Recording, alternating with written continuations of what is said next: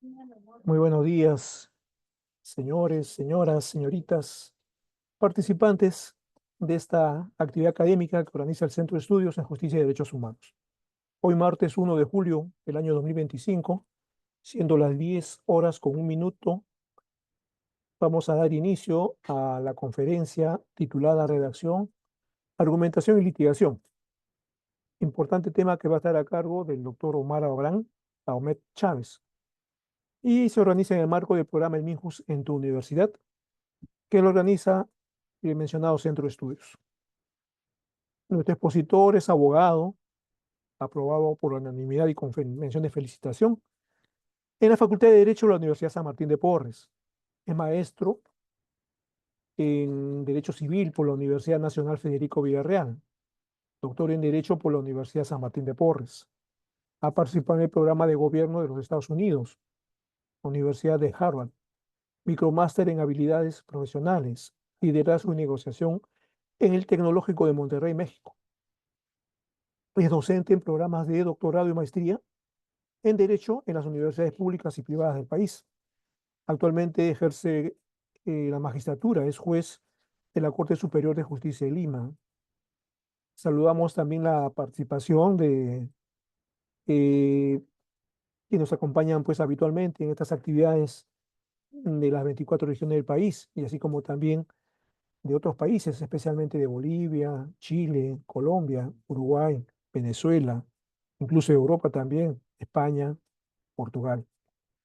Eh, o sea, la recomendación es que los participantes para tener derecho a la certificación deben estar conectados por al menos 81 minutos de la duración de esta actividad.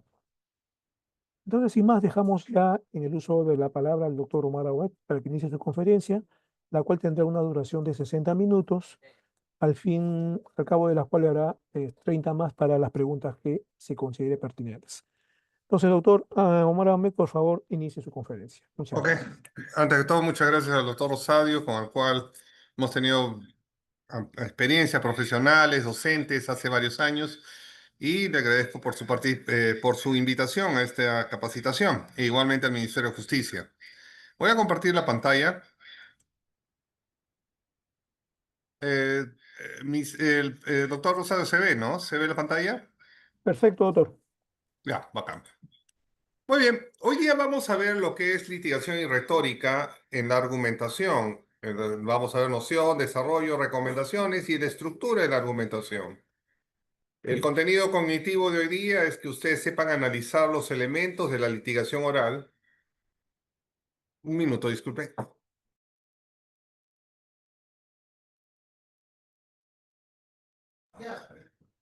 El contenido cognitivo o teórico de hoy día es que ustedes vamos a analizar los elementos de litigación oral y de retórica en la alegación. El contenido práctico, praxeológico o procedimental de hoy día es que ustedes observen cómo se aplican las técnicas de litigación y de retórica en casos concretos. El contenido valorativo o actitudinal de hoy día es valorar la función de la retórica en los alegatos de clausura. ¿Cómo ayuda esto? Asimismo, apreciar la vinculación estrecha entre la teoría del caso, la producción de la prueba y el alegato de clausura. En este punto, el método de enseñanza es tratar de construir con el análisis. Yo sé que son cientos y cientos de participantes, así que sería un imposible hacerlo, pero vamos a construir mediante ejemplos que voy a poner para que ustedes, a medida que vamos construyendo los problemas de estos casos, ustedes puedan comprender cómo funciona lo que es retórica en la litigación. ¿Qué se ve acá? Y algo importante, la óptica de cada parte procesal influye en las alegaciones.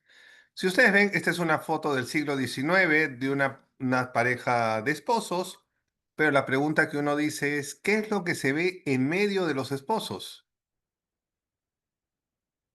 ¿Vemos a un niño o vemos la imagen de perfil de un hombre barbudo? Vamos a poner Jesucristo. ¿Cuál será la verdad? Por ejemplo, a veces hago esta pregunta y varios me dicen, no, es una imagen de perfil. Acá está, como ustedes ven, el puntero de la nariz, acá abajo está la barba, y acá abajo el ojo cerrado con sus cejas. Pero yo veo y yo le digo, no, yo veo otra cosa. Yo veo acá un niño que está, lo que sería la frente sería su sombrerito. Acá está viendo el niño a la cámara y acá está con lo que sería su nariz, sería su manga de una ropa. Y acá está en las faldas o en las piernas de su papá. Si ustedes ven, un mismo hecho puede tener doble representación. Y eso es la argumentación. Cada parte puede influir en la óptica de las alegaciones y nosotros tenemos que estar preparados para ello. Al respecto de alegaciones, el profesor chileno Rafael Blanco Suárez nos dice que cuando llegamos a un juicio, que sería como decir el mundial de fútbol, vamos a poner que las eliminatorias han sido las investigaciones, ahora viene la fase del mundial, es porque se entiende que ya en ese nivel, ya como un mundial de fútbol, las selecciones están preparadas para esta disputa que dura un mes. Algo igual es el juicio oral, es la última instancia en la cual las personas y el órgano acusador, sea fiscalía en Perú, procuraduría en otros países, tiene que estar preparado con todos los antecedentes, todas las referencias para enfrentar la batalla final. Al respecto, también nos dice este profesor chileno que esto implica tener claras las nociones de lo que van a anticipar, tienen que anticipar tanto defensa o fiscal, lo que puede decir los testigos, los peritos, y sobre todo saber elaborar el relato de los hechos, cómo narrarlos. Con eso no quiero que ustedes sean escritores ni poetas, pero la percepción o la óptica que den de los hechos va a influir en el resultado del juicio. Algo clave de esto es de que las alegaciones, cada uno tiene una alegación, no por algo el fiscal está en el juicio y no por algo la defensa está en juicio. Desde que los dos están en juicio es porque la defensa no ha cedido su postura de admitir una negociación, una terminación anticipada, ni la fiscalía tampoco ha cedido en archivar. Ambos están con una postura claramente definida de inocente o culpable. Y entienden que en el juicio se tiene que recopilar, ya tienen la información recopilada, pero lo que falta es dar la óptica, desdibujar, por ejemplo, por parte de la fiscalía, hacer legítimo su relato de los hechos y por parte de la defensa desdibujar esos relatos. Es por eso que acá se entiende que las alegaciones a veces es cómo presentas la óptica de tu caso, cómo lo maneja la óptica. No, pues, no se puede hacer una alegación leyendo. Es un absurdo. Ya ha habido casos excepcionales, no todos, en que a veces se da esa situación y a veces se le dice, pues mejor suspendamos la diligencia, porque si va a leer, mejor me dé la copia del documento, porque la alegación va más allá de leer, es de que ustedes traten de enfocar su óptica al juez para convencerlo. Por ejemplo, el mismo caso que vimos acá. Acá la óptica va a influir. ¿Qué vemos acá? Vemos a un anciano que está de perfil con su brazo tocando su pecho, o vemos a una pareja, un señora mayor y una madre con su bebé que están en un pasadizo. Si ustedes ven, esto pareciera exagerado, pero así son las ópticas que se van a presentar. Ya las pruebas, cada uno tiene, las pruebas tanto la fiscalía y la defensa ya las tienen, pero lo que falta es cuál óptica es la que va a convencer. En otras palabras, el territorio o el evento exterior va a estar sujeto a un mapa mental que da cada uno. Por ello se dice que el mapa no es el territorio.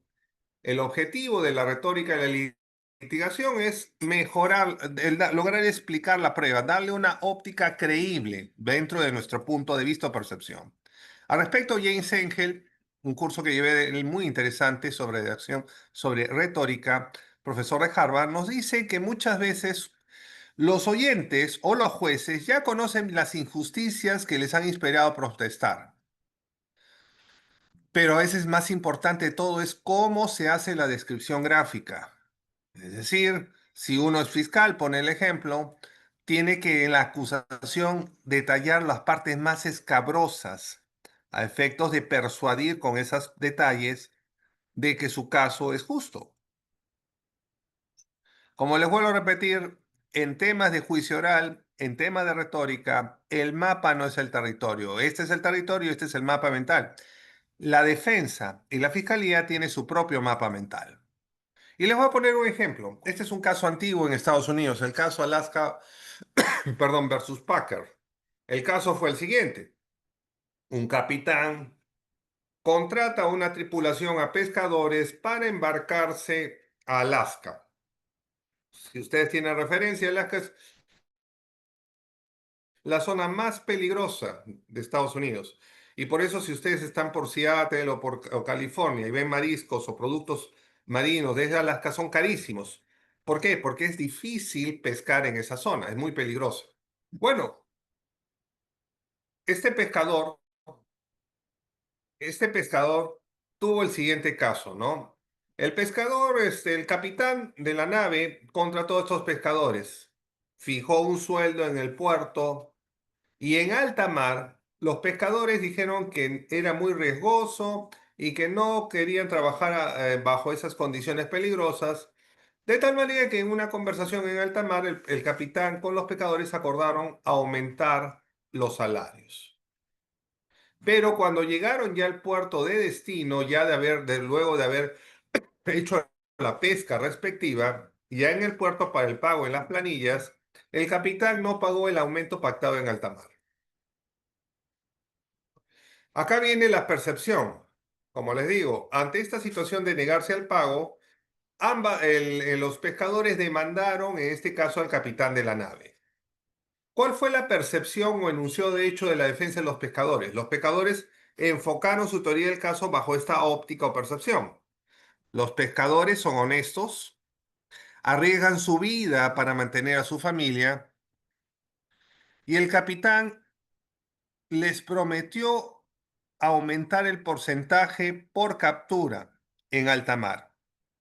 Y en esa confianza y buena fe es que creyeron que el capitán iba a honrar su palabra y continuaron laborando. Pero ¿cuál fue la óptica opuesta sobre los mismos hechos? Miren, al mismo hecho, incumplimiento de pago, ¿cuál fue la óptica ahora del capitán demandado? El capitán dijo lo siguiente. En alta mar el capitán tuvo que enfrentar a una tripulación amotinada que colérica en alta mar, a mitad del camino, ya no quisieron trabajar y extorsionaron al capitán para exigirle más aumento. El capitán tenía dos opciones, regresar al puerto perdiendo toda su inversión o ceder ante las amenazas de los pescadores. Tomando en cuenta el contexto que ya llegan a mitad de Alaska y el mar cada vez era más peligroso. Si ustedes ven, el mismo hecho de incumplimiento del aumento tiene dos ópticas. Una en la cual se le ve a los marineros se les ve gente noble, honesta, confiando en la buena fe y en la palabra empeñada, pero la óptica de los abogados del capitán que muestran más bien a los pescadores como gente violenta que estaba amenazando y que ante esa amenaza y presión no tuvo otra alternativa el capitán de aceptar para no perder toda su inversión. Al final, en el caso de Alaska versus Parker, el tribunal falló a favor del capitán. Como les digo, un mismo hecho tiene varias percepciones. La naturaleza del alegato de clausura es un ejercicio que responde de argumentación, de razonamiento, pero que responde a una pregunta reflexiva. Tanto fiscal o abogado defensor se tiene que hacer la pregunta de por qué debe prevalecer mi caso. ¿Por qué es justo mi caso frente al otro? Sobre esto, cada uno tiene sus propias armas, cada uno tiene sus propias pruebas, tiene sus propias posturas, tiene su propia teoría del caso y su propia óptica y percepción sobre los hechos o mapa mental. Pero frente a ello tenemos que, para que una argumentación luzca, y esto es importante, aparente o muestre objetividad frente al juez, porque el juez sabe que cada parte va a favorecer un interés. pero lo que va a buscar el juez en un juicio es ver cuál de los dos abogados, pese a que va a defender una postura, muestra una postura coherente u objetiva. Es por eso que la argumentación tiene esta estructura. El argumento, respaldado por las pruebas, como hemos indicado, el contraargumento. Muchas veces acá esta parte no toma en cuenta los abogados. Resaltan su argumento y en ningún momento se adelantan a contradecir la teoría del caso de la parte oponente. Es lo que se conoce como la refutatio. Un argumento va a ser sólido cuando no solamente planteen sus puntos de vista, sino también introduzcan la óptica de la parte contraria en su argumentación.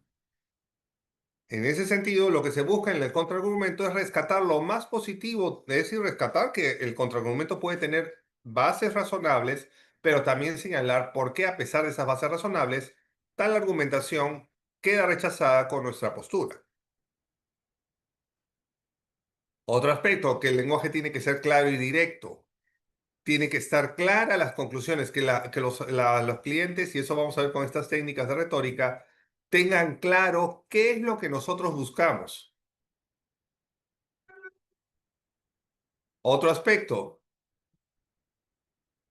cuando se es claro y directo, y es verdad, tenemos que trabajar bajo ópticas o mapas mentales, no es apelar a sentimientos. Nosotros no somos poetas, no somos novelistas, no somos personas que tratamos de conmover en una novela.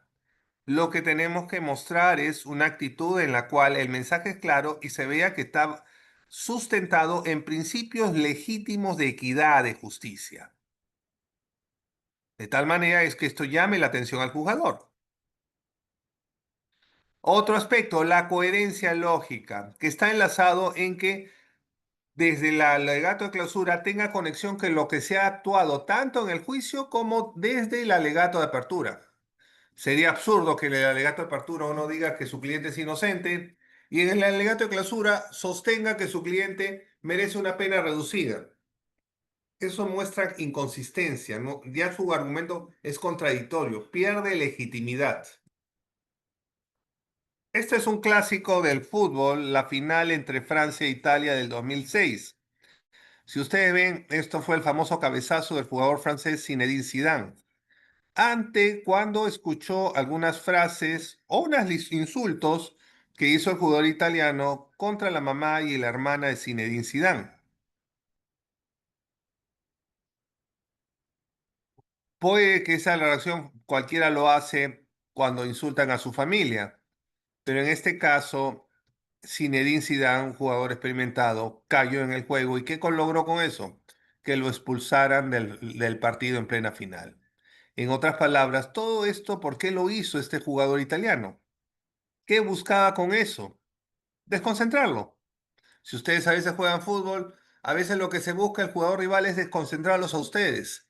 Y no porque los odien, sino que es una técnica para que ustedes se desconcentren y no puedan realizar su trabajo o jugar bien en un campeonato, lo que pasó con Zidane. ¿Y por qué hago esta referencia simbólica de este caso?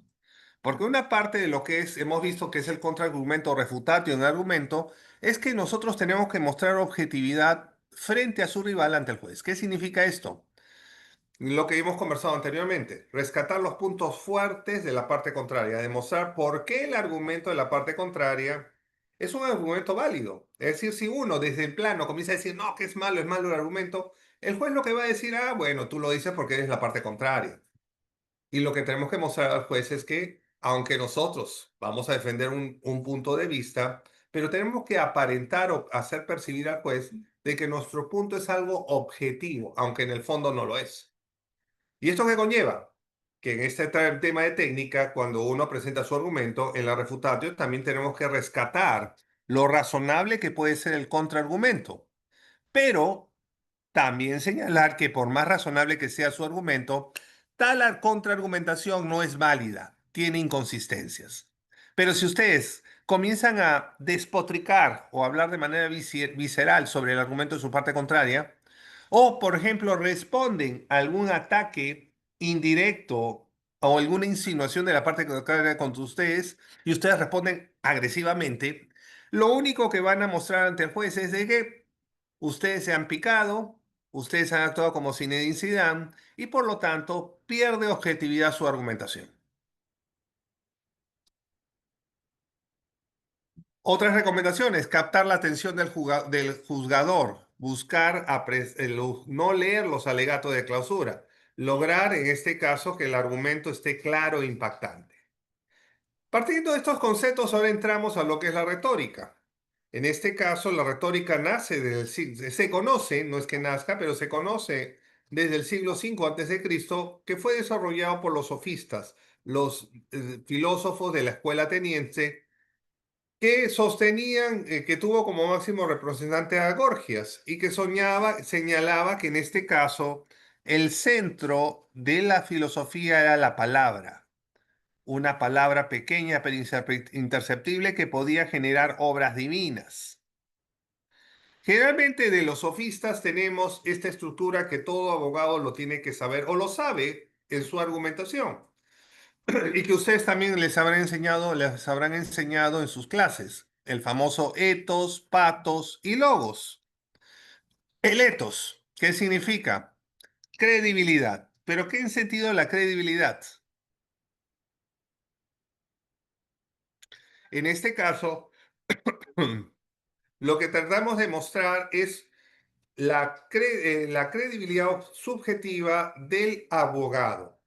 Mostrar percepción, para que me entiendan en términos prácticos, para que no sea un concepto muy hueco, muy vacío, el etos significa que el abogado tiene que demostrar o tiene que transmitir esa percepción, la percepción, el yo interno a la otra parte. Ahora lo vamos a explicar en clases.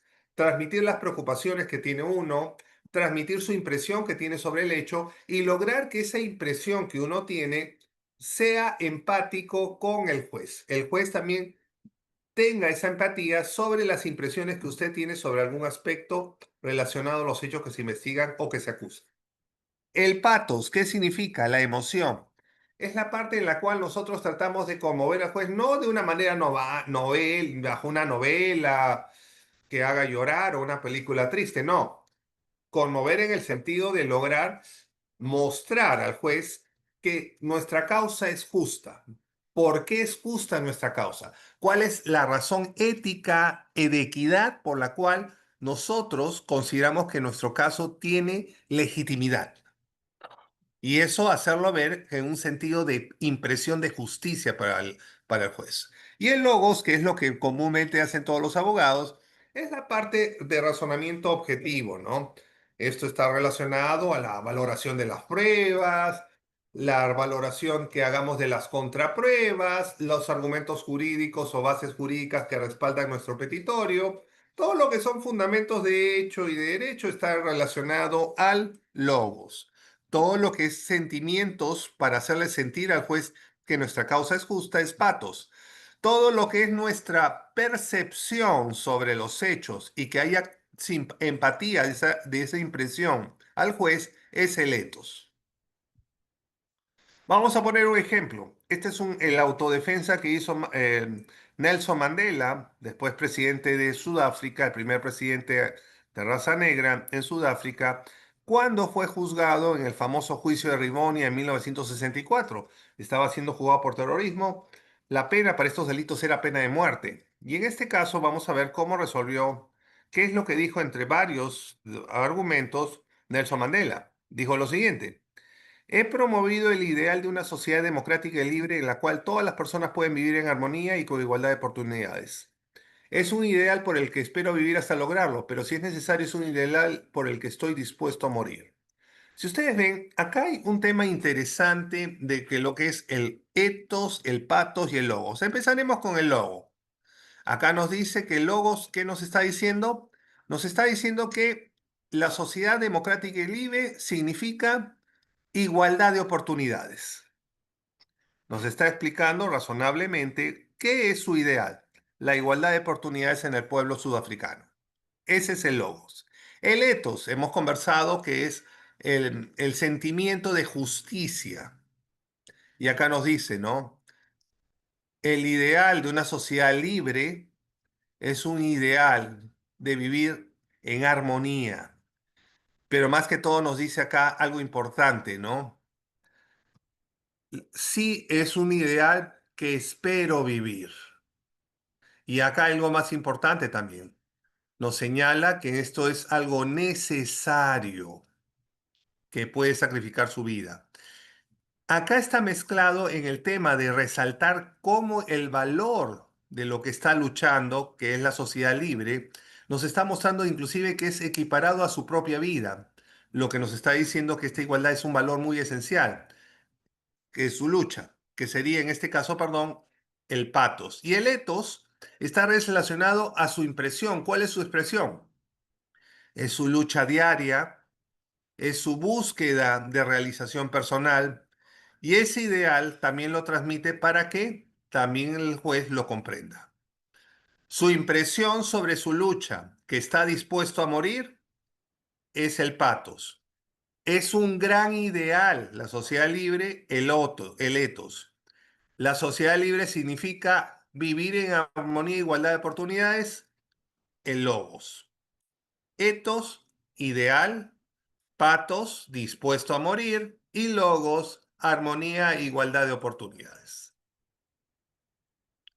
Ahora bien, esto lo vamos a seguir viendo con otro ejemplo, pero seguimos avanzando los conceptos y después vamos a hacer un análisis con un caso práctico.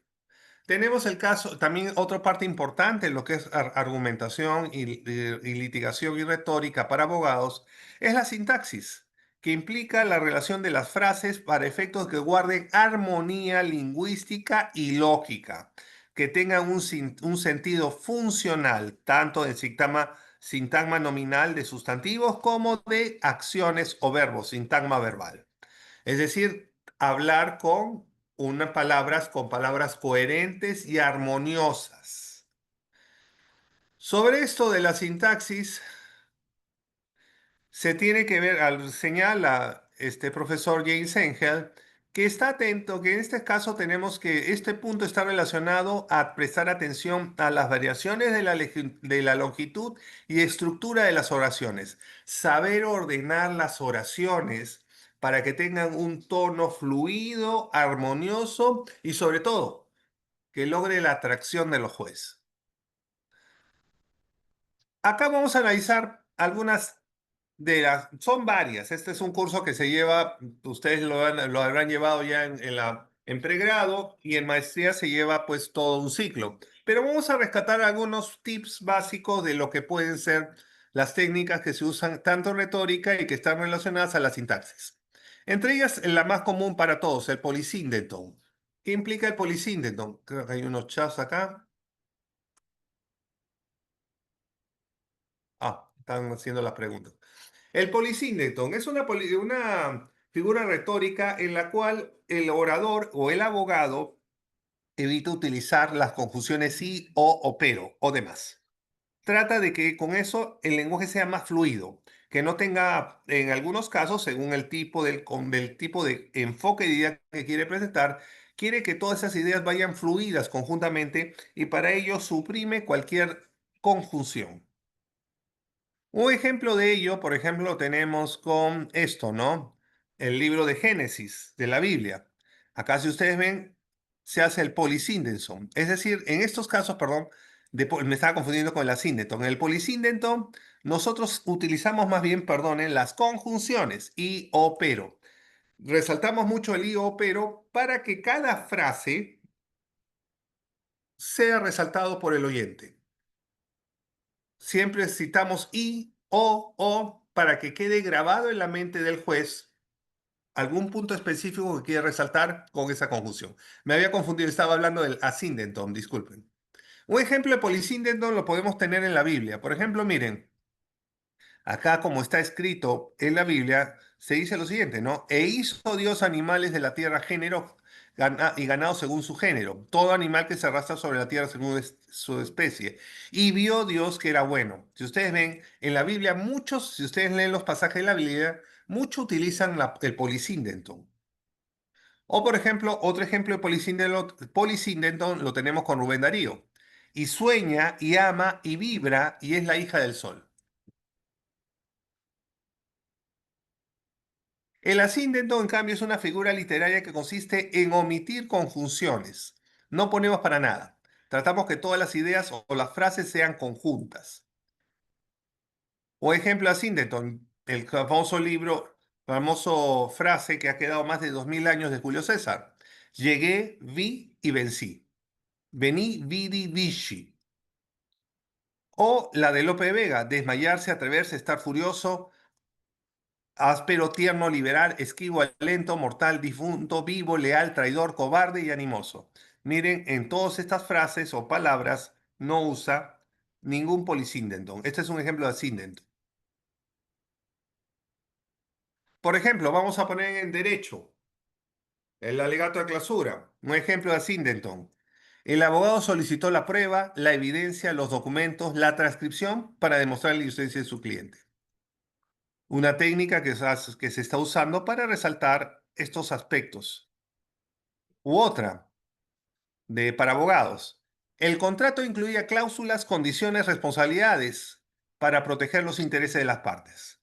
En ningún momento utiliza la I a efectos de prestar atención de toda la frase en su conjunto del abogado. Si ustedes ven, lo que se busca con esto es que el abogado, este ejemplo de frases de abogacía, hacen que el juez se concentre en toda la frase en su conjunto. Eso es lo que buscamos con el asíndento. El símil es otra figura en la cual tenemos que, y esto a veces es un reto para ustedes que van a ejercer que ejercen la abogacía, estamos muy acostumbrados a utilizar términos muy complejos, muy técnicos. Y no está mal eso, pero ustedes tienen que vender su producto, su argumento, su óptica. Y una figura retórica para poder hacerlo es representar ese concepto con algo que se asemeje. Es por eso que van a ver que se va a utilizar el símil y luego vamos a ver la metáfora. El símil es una figura retórica que se utiliza para comparar un objeto o una frase o una institución en términos literarios. Ejemplo de símil. Sus manos eran suaves como el terciopelo. Se resalta la suavidad de este documento.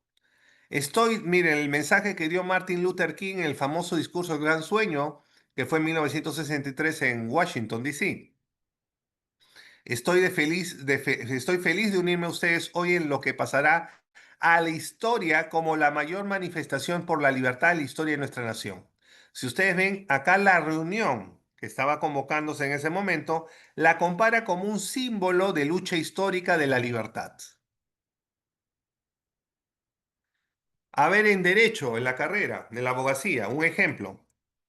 La defensa de este caso es como navegar por un mar tormentoso con olas de evidencia contradictoria y corrientes de dudas que nos amenazan con arrastrarnos. Imaginen cómo se ve, acá el abogado trata de usar este símil para representar la complejidad de este caso. O esta, cuando uno quiere rebatir el argumento de la contraparte, su estrategia legal es tan precisa como un bisturí quirúrgico cortando los puntos débiles del caso de la parte contraria. Es decir, habla que la estrategia legal es precisa, exacta, para poder convencer en este caso al juez. La metáfora se difiere de lo que es el símil. Si ustedes ven, esto que ven acá, eres como un sol, sería un símil. Y lo que está acá al lado derecho es una metáfora. Pareciera lo mismo, en sí casi es lo mismo, pero la que diferencia es que en el símil siempre se usa esta palabra, como o tan. En cambio, tal palabra no se utiliza en la metáfora. Por eso se dice que la metáfora es una comparación directa, e implícita, sin necesidad de utilizar palabras como con, como o como tan.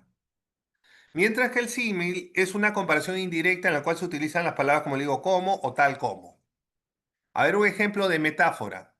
La famosa poema el poema de Antonio Machado. Caminantes son tus huellas, el camino y nada más. Nos hace ver que la vida tiene un camino, no tiene un camino predefinido. Cada persona hace su propio camino. O esta, de Pedro Calderón Albarca, que es el título de su obra. La vida es un sueño. Nos muestra que la existencia humana es como un sueño, algo frágil, es algo efímero, algo temporal. Un ejemplo de metáfora en la carrera de Derecho, dentro de su argumentación que ustedes hagan. La dignidad del ser humano es la primera piedra angular en donde se cimienta el Estado democrático de Derecho.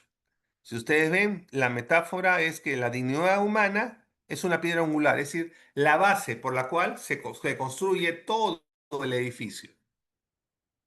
O esta, para mi colega, el derecho no fue pensado para resolver problemas, sino para prolongarlos indefinidamente. Una manera elegante de decir que el abogado lo que está haciendo su contraparte es dilatar un proceso. Tenemos también la anáfora. ¿Cuándo hablamos de la anáfora? Es una forma de repetición de palabras que las que están unidas a cada frase. Con eso nosotros tratamos de hacer recalcar o resaltar alguna idea y cada vez la entonación es mayor para generar mayor atención, en este caso al magistrado. Es una repetición insistente y por eso se dice que genera impulso, porque poco a poco, a medida que vas repitiendo esa palabra, vas resaltándola y levanta un poco el tono de voz para generar mayor impacto. Un ejemplo de anáfora. Miren, la falta de cuidado, la negligencia, la responsabilidad del doctor es lo que provocó la tragedia. Si ustedes ven acá, perdón, vamos a seguir. La falta de cuidado, la negligencia, la irresponsabilidad del doctor no puede ser tolerada. La falta de cuidado, la negligencia y la responsabilidad del doctor exige justicia. Si ustedes ven, se ha utilizado anáfora y asíndenton. La anáfora, que es la repetición de la palabra, la falta de cuidado, y el abogado también usa asyndenton porque ustedes ven que no utiliza para nada ninguna conjunción. Y con eso trata de que esto se resalte todo este mensaje en su conjunto. Si ustedes ven un ejemplo elegante de un alegato en el cual, vuelvo a repetir, se ve lo que es la anáfora y lo que es el asyndenton, el no uso de conjunciones. Otro ejemplo de anáfora. El discurso que dio Winston Churchill cuando estaba siendo amenazado por Alemania. Ya Alemania había ocupado todo el continente en la Segunda Guerra Mundial, había bombardeado Londres y muchos políticos querían negociar con Churchill. Y Winston Churchill dio este mensaje en la Cámara de los Comunes en 4 de junio de 1940, en la cual, para resaltar su defensa o su resistencia, utilizó anáfora. Miren lo que dijo. Continuaremos hasta el final, lucharemos en Francia, lucharemos en los mares y océanos, lucharemos con creciente confianza y creciente fuerza en el aire, defenderemos nuestra isla, sea cual sea el costo, lucharemos en la playa. Lucharemos en los campos de aterrizaje, lucharemos en los campos y en las calles, lucharemos en las colinas, nunca nos rendiremos. Si ustedes ven la anáfora en todo momento es de persistencia, se da con la palabra lucharemos, lucharemos y lucharemos. A efectos que quede grabado esto frente a las personas. Y convención. Inglaterra se resistió y siguió luchando contra Alemania. O este ejemplo de anáfora que lo dio John F. Kennedy cuando fue su discurso, que lo dio en su discurso inaugural cuando fue presidente de los Estados Unidos. Miren cómo utilizó la anáfora que ambas partes. Miren, lean. Que ambas partes exploren los problemas que nos unen en lugar de insistir en los que nos dividen. Que ambas partes por primera vez formulen propuestas serias y precisas para la inspección y el control de las armas y pongan el poder absoluto para destruir a otras naciones bajo el control absoluto de todas las naciones. Que ambas partes busquen invocar las maravillas de la ciencia en lugar de sus terrores. Que ambas partes se unan para prestar atención en todos los rincones de la tierra al mandato de Isaías de deshacer las cargas pesadas y dejar libres a los oprimidos. Si ustedes ven, acá en todo momento hace rescatar en esta anáfora la necesidad de poder llegar a un entendimiento, en este caso, con su rival, que era la Unión Soviética.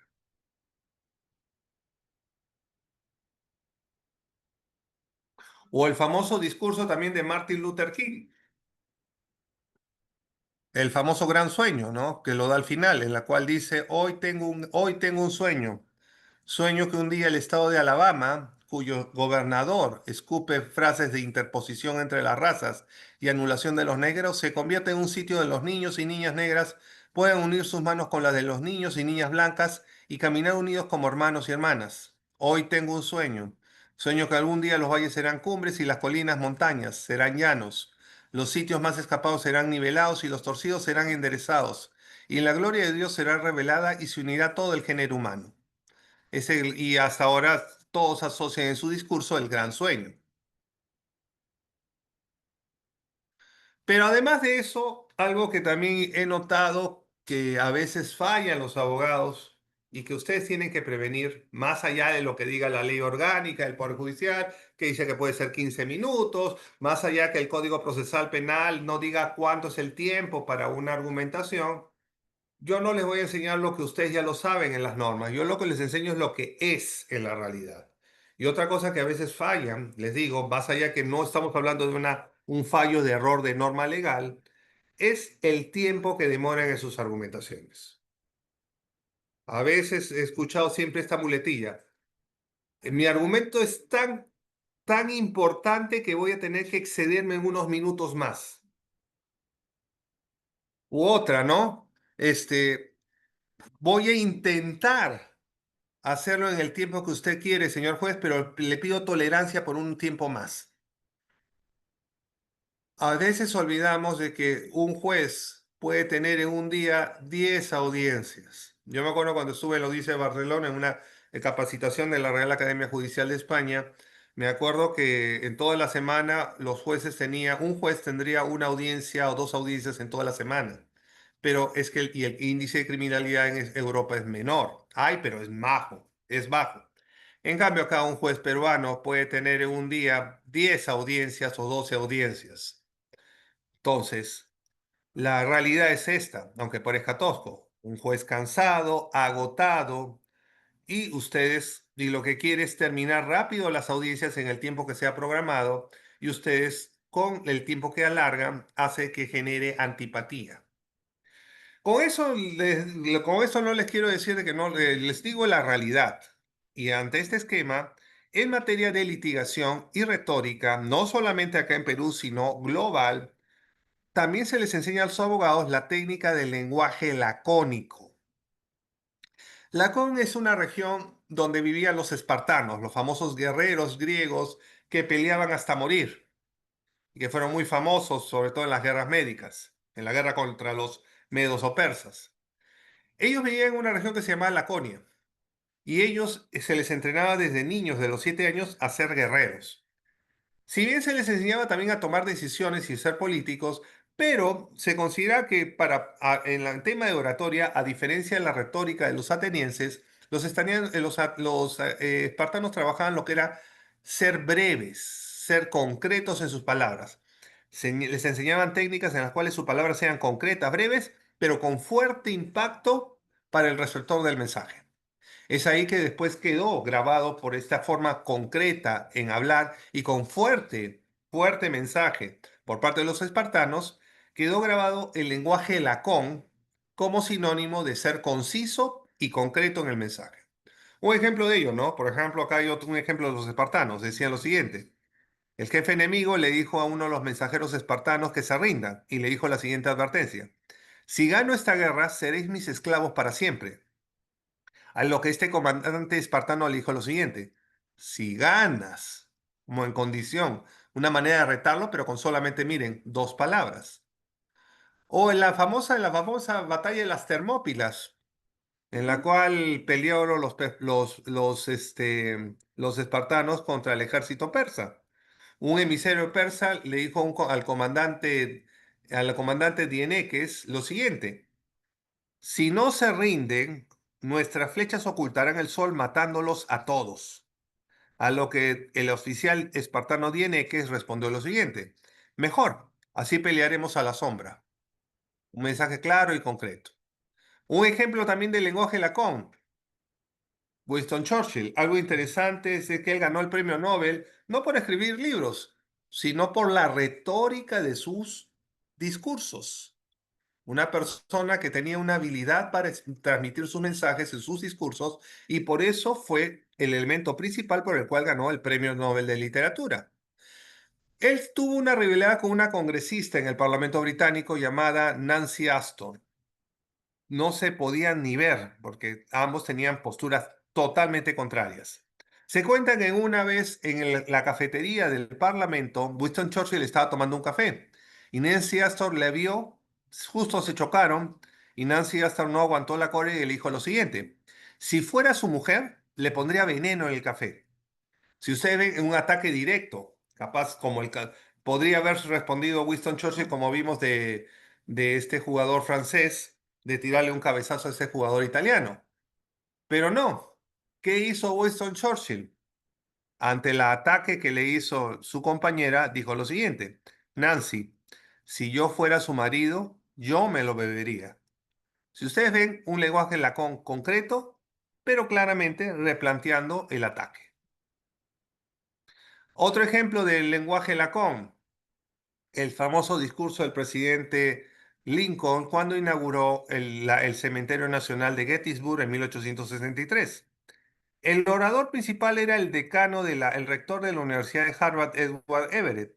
Su discurso, lleno de retórica y de preparación académica, fue de 13.000 palabras y duró casi 3 horas. Posteriormente le dieron el tiempo a Abraham Lincoln.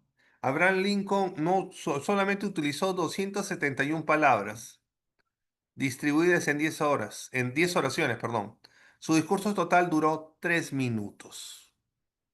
Vamos a ver acá el discurso que lo tengo para entender un ejemplo de lenguaje lacón.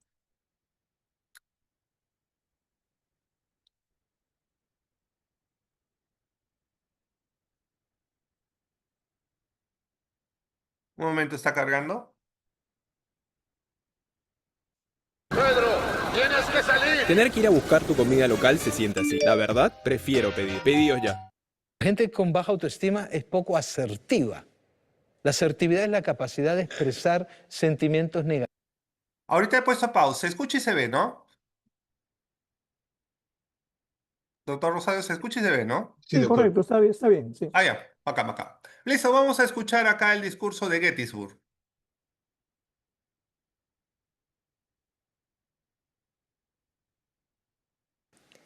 El discurso de Gettysburg, el más famoso discurso del presidente Abraham Lincoln. Hace 8 décadas y 7 años, nuestros padres hicieron nacer en este continente una nueva nación, concebida en la libertad y consagrada al principio de que todas las personas son creadas iguales. Ahora estamos empeñados en una gran guerra civil que pone a prueba si esta nación o cualquier nación así concebida y así consagrada puede perdurar en el tiempo. Estamos reunidos en un gran campo de batalla de esa guerra. Hemos venido a consagrar una porción de ese campo como lugar de último descanso para aquellos que dieron aquí sus vidas, para que esta nación pudiera vivir. Es absolutamente correcto y apropiado que hagamos tal cosa. Pero, en un sentido más amplio, nosotros no podemos dedicar, no podemos consagrar, no podemos santificar este terreno. Los valientes hombres, vivos y muertos, que lucharon aquí, ya lo han consagrado, muy por encima de lo que nuestras pobres facultades podrían añadir o restar. El mundo apenas advertirá y no recordará por mucho tiempo lo que aquí digamos, pero nunca podrá olvidar lo que ellos hicieron aquí. Somos más bien nosotros los vivos, quienes debemos consagrarnos aquí a la tarea inconclusa que los que aquí lucharon hicieron avanzar tanto y tan noblemente. Somos más bien los vivos los que debemos consagrarnos aquí a la gran tarea que aún resta ante nosotros. Que de estos muertos a los que honramos tomemos una devoción incrementada a la causa por la que ellos dieron la última medida colmada de celo. Que resolvamos aquí firmemente que estos muertos no habrán dado su vida en vano, que esta nación, Dios mediante, tendrá un nuevo nacimiento de libertad, y que el gobierno del pueblo, por el pueblo y para el pueblo, no desaparecerá de la tierra.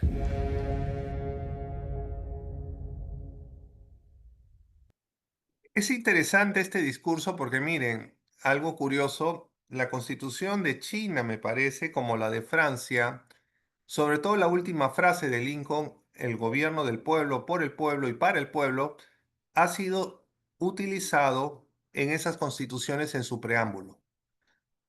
un discurso, miren, les he puesto dado todo el discurso completo, 2 o 3 minutos, pero en esos discursos, en ese mensaje lacónico de Roosevelt, perdón, de Lincoln, trata de mostrar la razón del pacto social de la creación de Estados Unidos, el por qué se creó y el por qué el sacrificio de estas personas que fallecieron en esta guerra. Un lenguaje que no duró más, no llegó ni a 300 palabras. Y en solo, yo decía 3 minutos, si ustedes vieron 2 minutos con 33 segundos. Ese es un ejemplo del lenguaje Lacan. La estructura de la argumentación. Todo momento tenemos que hacer referencia a la teoría del caso, es decir, nuestra teoría del caso tiene que estar claro desde el inicio. ¿Cuál es nuestra hipótesis de trabajo?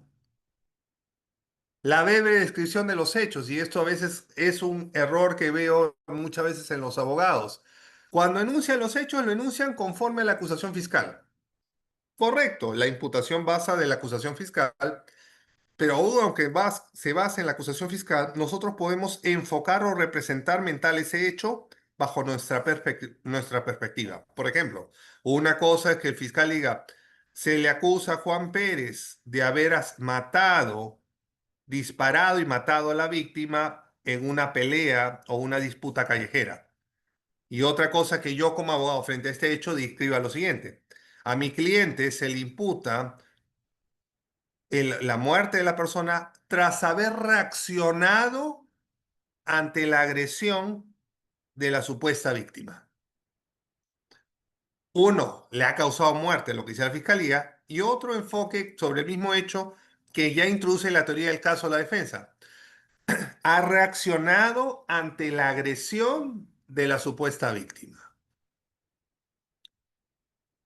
El análisis de la prueba es parte de lo que es logos. De la defensa tiene que resaltar tanto las pruebas a su favor como también las pruebas, las contrapruebas de su colega, de su contraparte, tratando también de resaltar lo que es la refutatio, el por qué estas pruebas o contrapruebas pueden tener un elemento válido, pero también señalando que aunque tengan un elemento válido, las contrapruebas en su perjuicio son pruebas que no son legítimas por las razones que nosotros expongamos. Otro aspecto es el análisis de prueba que hemos dicho, es decir, no es leer las pruebas. Si es leer, mejor damos una copia. Todos eso es lo que siempre digo a los abogados y a los fiscales, ¿no? Si usted me va a leer los documentos, mejor deme la copia y yo ahí más fácil para mí que lo pueden leer más rápido que ustedes. Cuando se enuncian las pruebas tiene que hacerse bajo el enfoque que queremos darlo. Si no, ¿para qué sirve? ¿Para qué sirve la teoría del caso? No es repetir lo que dicen, sino el punto principal de cada prueba que avala lo que nosotros sostenemos. Evitar que la clausura se vuelva una aburrida repetición de palabras, de pruebas. No hay peor enemigo que sea el propio abogado del acusado el que lo logre condenar con una prueba, un argumento aburrido. Es difícil, pero es parte de la estrategia de cómo tratar de reducir, de oralizar o argumentar las pruebas de una manera fluida en el menor tiempo. Y no es nada nuevo. Por ejemplo, ustedes si van a sustentar su maestría, su tesis doctoral, son trabajos que a veces de 200 páginas que lo tienen que hacer en 10 o 15 minutos. Y ahí se ve la capacidad de síntesis que uno tiene para razonar sobre sus trabajos académicos. Algo similar es el análisis del prueba. Ahí se nota la capacidad de la persona, del abogado, y generar una imposición positiva al juez de que sabe sintetizar los puntos pertinentes de las pruebas para sustentar su teoría del caso. Y finalmente, el tema de la discusión de las normas. Tratar de ver que la invocación de las normas sean idóneas al caso. No es repetir la ley, sino tratar de ver el sentido de la norma, el por qué avala o no nuestra postura. Y en este caso también se debe tomar en cuenta no solamente aspectos de los tipos penales, no es de leer los tipos penales para que me entiendan, sino citarlos y resaltar la parte que sea pertinente de nuestro argumento. Sobre temas de un informe, un alegato de retórica. Esto es un caso de la vida real que lo pueden ver en una película que se inspiró en ello. Talentos ocultos o figuras ocultas. Una película muy interesante que les recomiendo que la vean, que trata la historia de ingenieras de la NASA que eran de origen afroamericano y que en esa época trabajaban en la NASA, pero por su color eran marginadas. Había cierta discriminación, pero igual la NASA los contrataba porque sabían que eran las mejores matemáticas que podían establecer la cartografía necesaria para que los pudieran manejar los pilotos, los astronautas y seguir las coordenadas exactas para el regreso a la Tierra. Entre ellas tenemos a esta persona, Mary Jackson.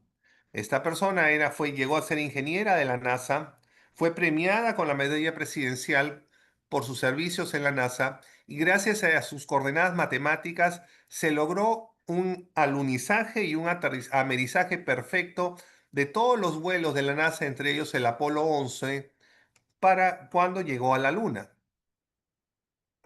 Pero vamos a ver una escena de la vida real que lo retrata correctamente la película, por lo que yo he leído su biografía de ello, en la cual Mary Jackson tenía que llevar un curso de especialización. Ahí dice colegio, no escuela, sino que es college. College es universidad, para que se entienda, general en Estados Unidos. Y ese college, daba un curso que era necesario para que ella pudiera ascender dentro de la NASA. Pero ese college o colegio, lo van a ver ahí en la traducción, en una mala traducción, pero parece que college, el significado más apropiado es de universidad, solamente era para gente blanca y no permitían gente de color. Así que para poder ingresar ahí, tuvo que solicitar una autorización ante el juez. Y en ese momento los jueces, como toda la población blanca en ese estado de Alabama, eran racistas. Ella no era abogada, era matemática, científica, pero se preparó para esa audiencia estudiando el récord, el background o los antecedentes, en este caso del juez, y todos los elementos que podían sustentar su pedido. Vuelvo a recalcar, no era abogada. Pero vamos a ver este caso muy interesante de figuras ocultas.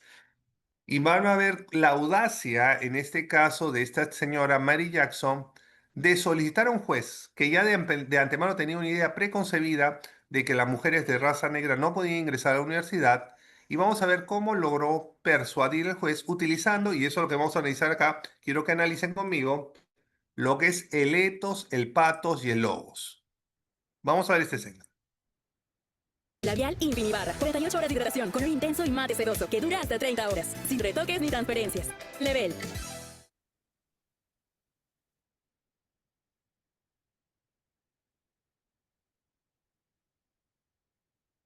Mary Jackson, petición para asistir a cursos en la secundaria Hampton. Buenos días, señoría. La secundaria Hampton es una escuela de blancos, señora Jackson. Sí, señoría, estoy consciente de eso. Virginia sigue siendo un estado segregado. No importa lo que diga el gobierno federal, no importa lo que diga la Suprema Corte. La ley es la ley. Señoría, si me permite, mi caso presenta circunstancias especiales. ¿Qué justifica que una mujer de color vaya a una escuela de blancos? ¿Puedo acercarme, señor?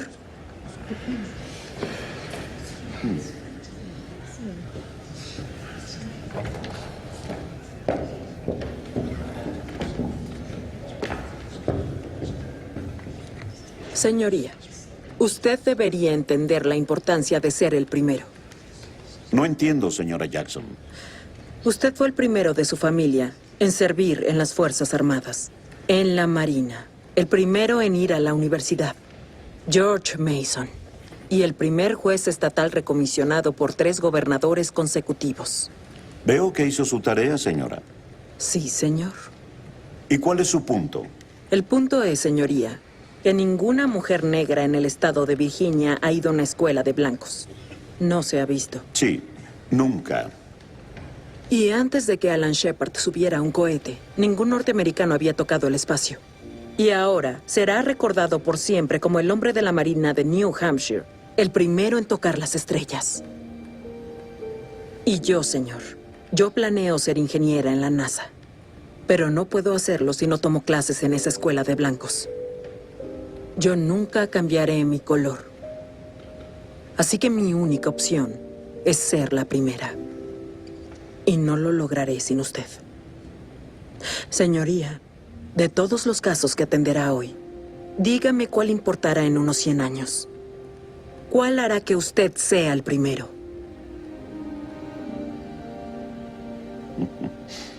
Ay, no. Solo a las clases nocturnas, señora Jackson.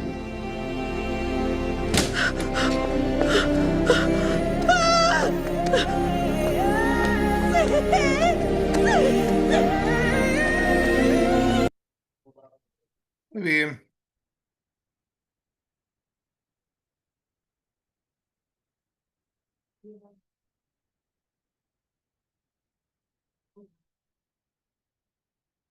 Por un minuto. Ya. Si ustedes ven, es un argumento corto, pero muy claro, en el cual está identificado el etos y patos y logos. Si ustedes ven, ¿en dónde se advierte el logo? La razón. Es clara. Ella dice, señor, no es que yo sé que esta es una escuela para blancas, pero yo para poder ascender en la NASA necesito llevar ese curso que solo lo da esa escuela, ese college. Explica las razones. Hay una situación excepcional. El único sitio donde brindan la escuela, la capacitación es esa escuela. Y ella no lo hace por un tema de capricho, sino porque ese curso es necesario para poder ascender. El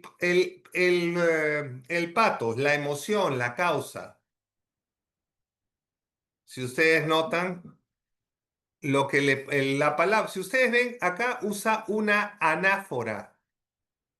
¿Cuál es la anáfora que más se resalta en este mensaje? Usted fue el primero. En todo momento la frase fue, usted fue el primero. Usted fue el primero como Marín. Usted fue el primero de la familia que ingresó a la universidad. Usted fue el primero que se fue ratificado por 3 gobernadores. Y en ese punto también hizo la referencia de Alan Shepard, que fue el primer marín que fue astronauta y que viajó al espacio de los Estados Unidos. En todo momento recalcó el ser primero, un ejemplo de anáfora. Pero el tema acá del patos también está unido al tema de legitimidad. Al final, dentro de esa anáfora, la señora dice, y usted en 100 años, ¿cuál será el caso en el cual usted sea el primero? Y si ustedes ven, eso el juez, que ya tenía una idea preconcebida, le hizo reflexionar del tema de la justicia o la causa justa, de que ibas a tener que haber nuevos retos, nuevos desafíos, y que él iba a ser el primero en que tenía que atender este pedido. El primer cambio a las reglas impuestas de segregación, romper esas reglas de segregación.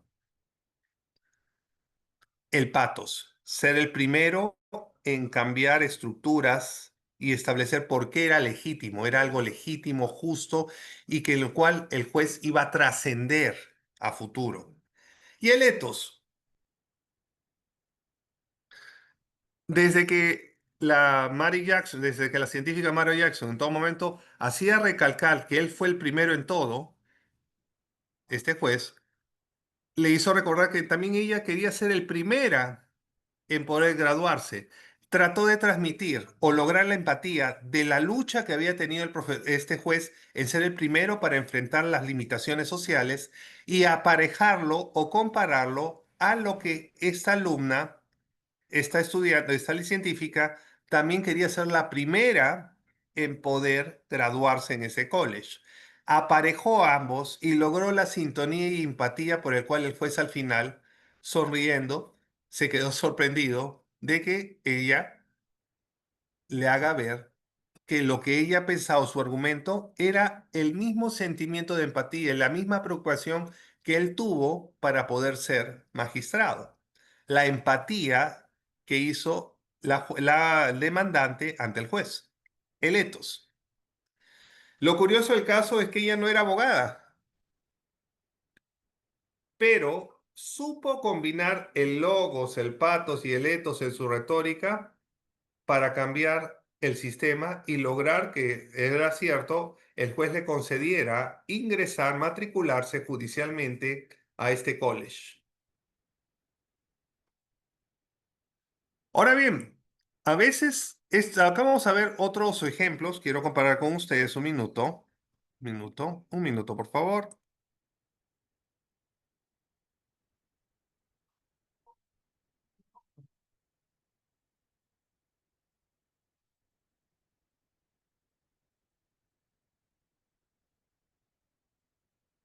Perdón, un minuto, por favor.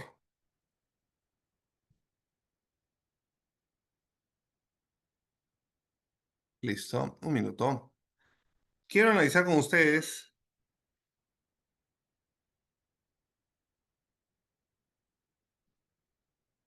otro ejemplo de lo que es el etos, patos y logos.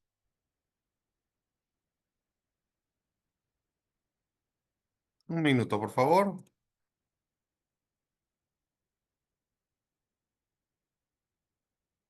Listo. Vamos a ver otro ejemplo de alegato. Este caso es de una película antigua. Ustedes no nacían, pregúntenle a sus padres. Se llama El Veredicto. Era un abogado alcohólico que estaba en decadencia y que un colega amigo de él le encargó un caso que era fácil para llevar una transacción, pero al ver cómo se había producido la mala praxis contra la paciente, desistió de la negociación y siguió con el juicio, pese a que el hospital, porque es un tema de mala praxis médica, pese a que el hospital tenía todo un aparato legal muy poderoso, pero él aún persistió en luchar por lo que él consideraba justo, a efectos de que se esclarezca la responsabilidad por negligencia que conllevó al coma a la paciente. Vamos a ver este alegato de clausura que lo interpreta un actor muy antiguo, ustedes capaz no lo conocen, que fue Paul Newman, en esta película de alegato de clausura titulado El Veredicto.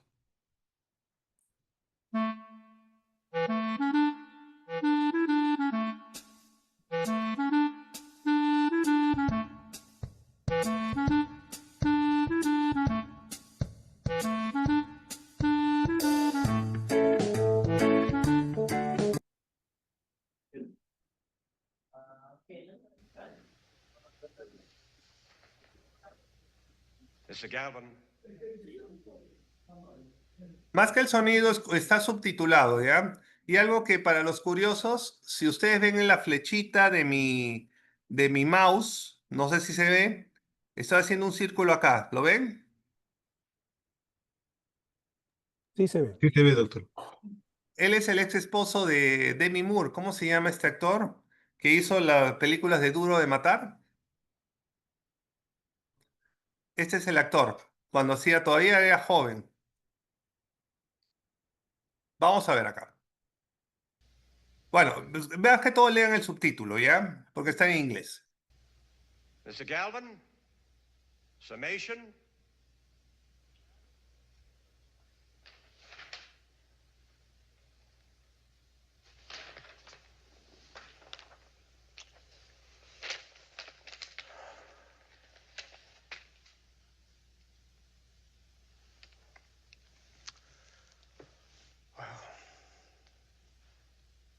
You know, so much of the time we're just lost. Say, please, God, tell us what is right. Tell us what is true. I mean, there is no justice. The rich win, the poor are powerless.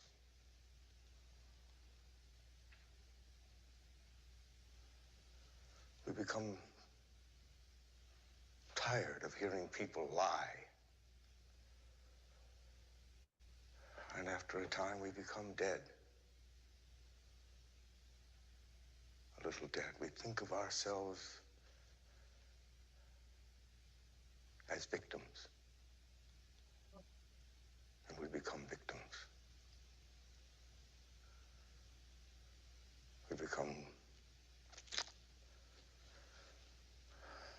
we become weak. We doubt ourselves, we doubt our beliefs. We doubt our institutions. And we doubt the law. But today you are the law. Miren, algo interesante, porque no es ponerlo por ponerlo. Acá el abogado cuestiona el sistema, pero dice, ahora ustedes son la ley. Si ustedes ven, acá está usando una técnica de metáfora. Está viendo que el jurado representa el derecho ahora. Ellos son los que van a crear el derecho. You are the law. Not some book, not the lawyers,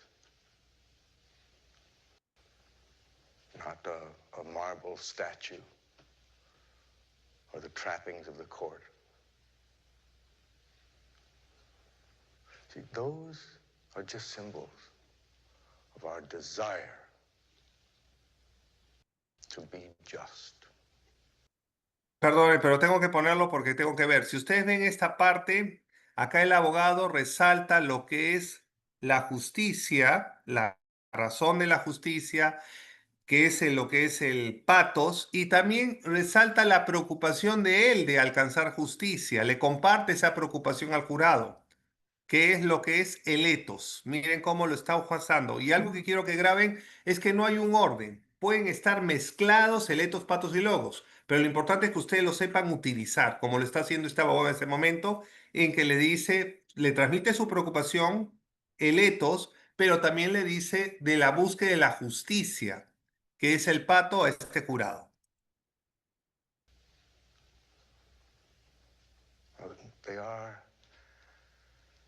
They are in fact a prayer. I mean, a fervent and a frightened prayer.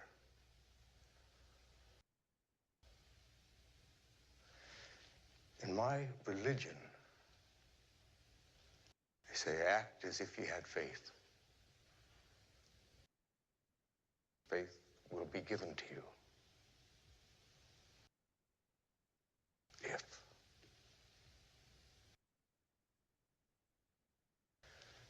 If we are to have faith in justice, we need only to believe in ourselves and act with justice. See, I believe there is justice in our hearts.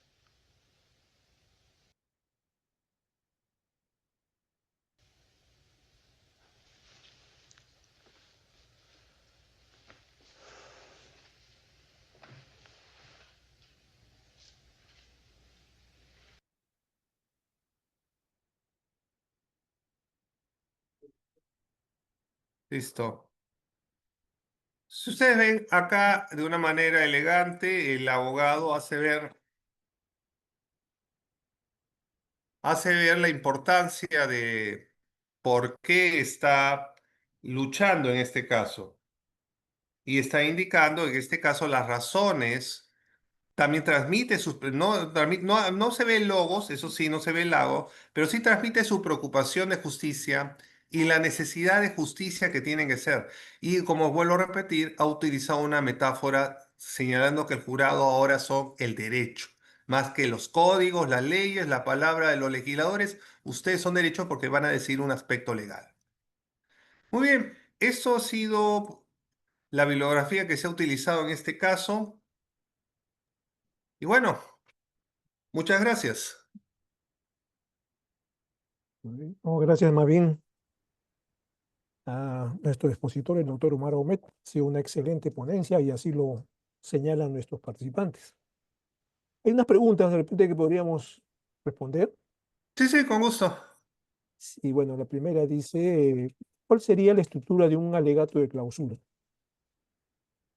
Bueno, la estructura de un alegato de clausura, como yo les comentaba, empieza con establecer, uno, en la introducción, los hechos, enfocándolo bajo una óptica nuestra, una óptica en la cual parta de nuestra hipótesis de trabajo de teoría del caso.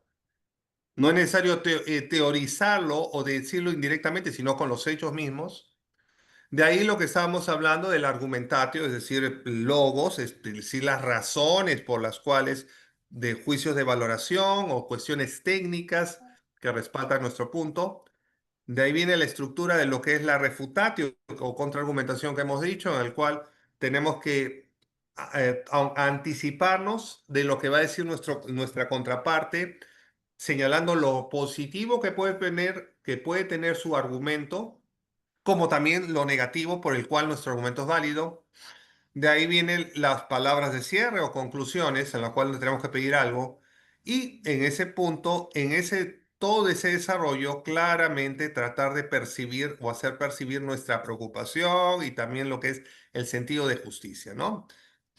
Introducción, planteamiento del enfoque del hecho bajo nuestra óptica, argumentaciones, argumentos jurídicos y fácticos a nuestro favor, la refutatio, los contraargumentos que queremos rebatir y las conclusiones que tenemos que analizar. Esa es la estructura básica de una argumentación.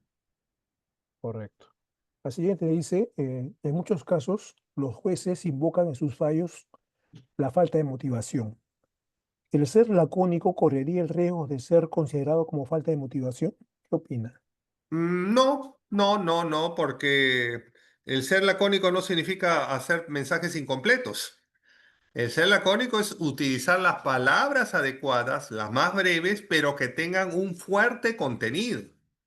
No es fácil. Por ejemplo, a los espartanos les enseñaban toda la vida, durante toda su juventud, a aprender a ser lacónicos. No es algo que se enseñe, pues se puede entrenarse en 2 semanas capaz, pero ser lacónico no significa dar mensajes incompletos. Es a veces ser breve en palabras, pero muy concreto y claro en el mensaje. A veces hay sentencias, como les digo, del Tribunal Constitucional muy bien hechas, que a veces son 2 o 3 considerandos, pero en un lenguaje lacón y concreto. Es decir, estamos acostumbrados a pensar que la argumentación es por la cantidad. Más hablamos, creemos que estamos argumentando bien. No es así.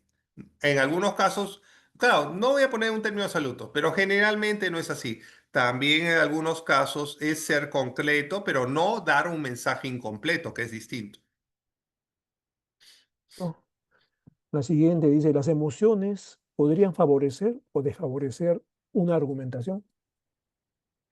Dependiendo de que tienes que estudiar primero a los operadores. Por ejemplo, si ustedes vieron vieron este video de esta científica ingeniera de la NASA, ella para poder hacer su argumento previamente había estudiado el perfil del magistrado. Entonces sabía cómo plantear su argumento a efecto que tenga calado.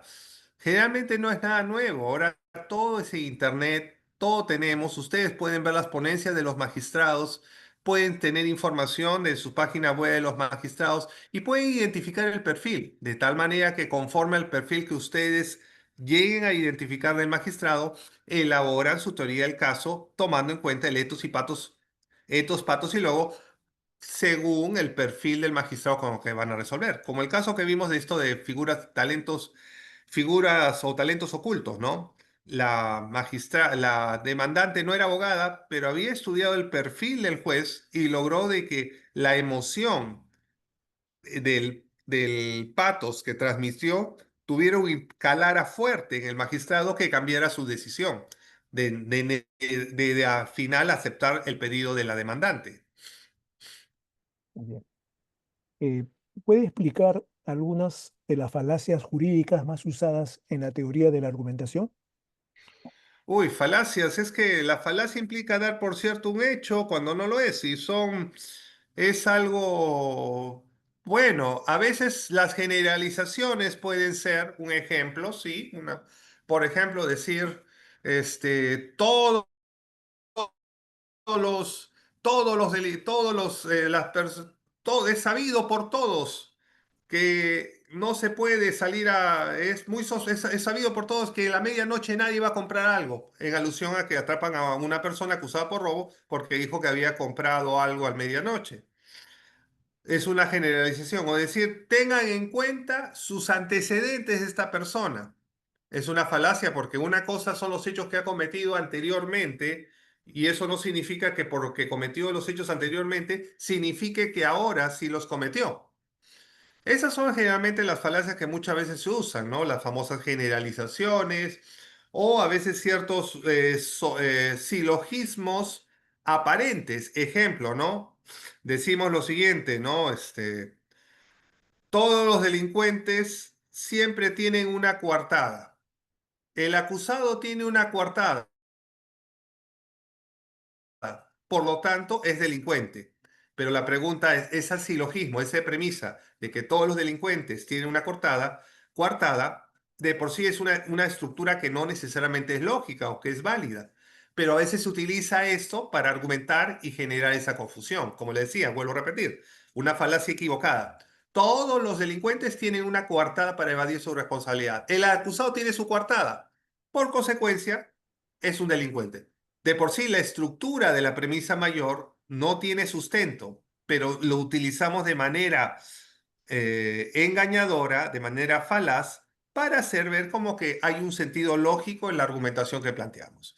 Esos son generalmente las más comunes, ¿no? Que se tienen en temas de falacias. Y hay que tener mucho cuidado porque a veces esto a veces se parece como que tenga un argumento válido, razonable, pero tanto generalizaciones como silogismos falaces es muy común que se ven mucho en argumentación, sobre todo en temas de tribunales. Siguiente, dice, en lo referido al patos, en el CPP, en nuestro sistema se dice que no sirve en demasía recurrir a la emoción, como sucede en el sistema inglés, distinto al eurocontinental. ¿Cómo proceder entonces? Bueno, ahí viene el ejemplo que estamos hablando, las generalizaciones. El derecho no es como las matemáticas. Una vez estudié un profesor que me decía, en las matemáticas 1 más 1 es 2. En derecho 1 más 1 es 2 si es siempre que sea justo. ¿Qué les quiero comentar con eso? De que en algunos casos, como dicen, no será aplicable cuando son cuestiones de derecho posiblemente, y en otros casos sí. No hay reglas lógicas puras en la matemática. Si bien nos han formado bajo la concepción kelseniana de que el derecho es ciencia normativa y que se tiene que ver estructuralmente como norma, como una ciencia formal como las matemáticas. Sin embargo, el derecho no es solamente es una cuestión lógica, también se ve el valor y también se ve el hecho. Y en este punto, como les digo, no podemos decir que en todos los casos se tenga que utilizar el etos y patos, posiblemente cuando es un tema de derechos, cuestiones legales o técnicas jurídicas, por ejemplo, una excepción de improcedencia de acción, por ejemplo.